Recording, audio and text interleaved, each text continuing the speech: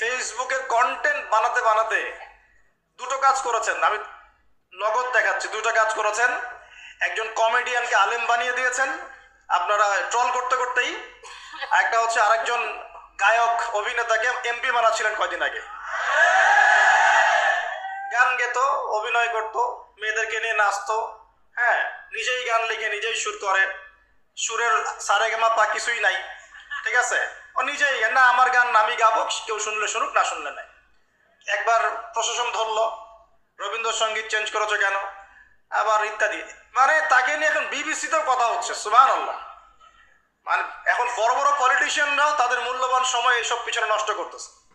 হ্যাঁ, এটাও একটা ইস্যু। মানে এই যে ট্রল করতে করতে করতে করতে এখন আপনি তাকে কয়দিন আগে এমপি বানাচ্ছিলেন। এটা কিসের কারণে হচ্ছে? আমাদের এই ট্রল পাগল মানসিকতার কারণে হয়েছে।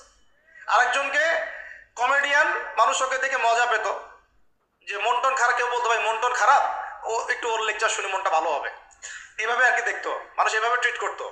আস্তে আস্তে আস্তে আস্তে এখন সে দেখা যায় বড় বড় আলেমদের বিরুদ্ধে কথা বলতেছে। খেয়াল করে দেখেন নাই? এটা আমরা করেছি। আমাদের এই দুইটা স্বভাবকে আগে বিসর্জন দিতে হবে। এক, আমরা ট্রল পাগল জাতি হব না, ওয়াদা করেন। ট্রল করার মধ্যে কোনো রকম সার্থকতার কিছু নাই।